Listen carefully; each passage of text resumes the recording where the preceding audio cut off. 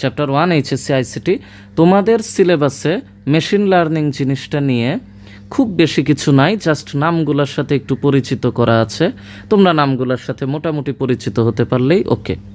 তো প্রথমত machine learning আছে 3 রকমের, একটা হচ্ছে সুপারভাইজড মেশিন লার্নিং, একটা আনসুপারভাইজড মেশিন লার্নিং, আর একটা রিইনফোর্সমেন্ট টাইপ মেশিন লার্নিং।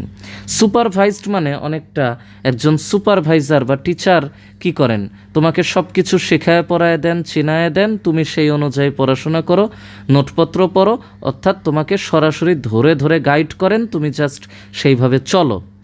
ওই রকম সুপারভাইজড মেশিন লার্নিংয়ে কিছু লেবেলড ডেটা দিয়ে একটা মেশিনকে ট্রেইন করা হয়।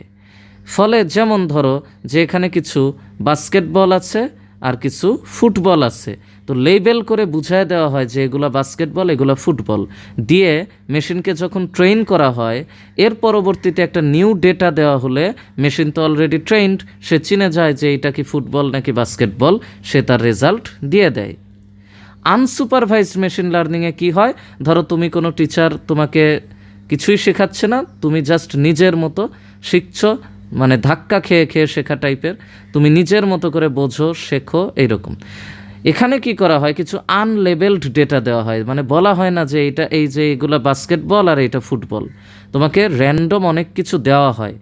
এই মডেল বা মেশিনটা তখন ওই অসংখ্য ডেটাগুলোকে নিয়ে নিজে অ্যানালাইসিস করে ভিতরে ভিতরে ক্লাস্টারিং করে। ক্লাস্টার মানে হচ্ছে কিছু গ্রুপিং করে ফেলে, যে এই ক্যাটাগরির অথবা এরকম দেখতে এগুলো এক জিনিস, এরকম দেখতে এগুলো আরেক জিনিস। যখন সে একটা গ্রুপ করে ফেলে ভিতরে ভিতরে, তারপরে হয় কি একটা ইনপুট যখন আমরা তাকে দেই, সে তার করা ক্লাস্টারিং থেকে চেক করে আমাকে রেজাল্ট দিয়ে দেয়। এই হলো আনসুপারভাইজড। এইবার এসো রিইনফোর্সমেন্ট মানে কি। রিইনফোর্সমেন্ট, রিতে মনে রাখবা রেজাল্ট, রিইনফোর্সমেন্ট হচ্ছে রেজাল্ট অ্যান্ড পানিশমেন্ট। তার মানে মেশিন কিছু অ্যাকশানস নেয়, এই অ্যাকশানস অনুযায়ী সে হয়তো রিওয়ার্ড পায় অথবা পানিশমেন্ট পায়। রিওয়ার্ড যখন পাবে তখন সে বুঝবে যে কোন ওয়েটা তার জন্য এফিশিয়েন্ট, পানিশমেন্ট পাইলে সে সেইটা ত্যাগ করতে পারে। এভাবে করে সে নিজে নিজে যখন রিওয়ার্ড পানিশমেন্ট সিস্টেমে একটা এফিশিয়েন্ট ওয়ে তৈরি করে কোনো কিছুর, তখন এই জিনিসটা রিইনফোর্সমেন্ট টাইপ মেশিন লার্নিং।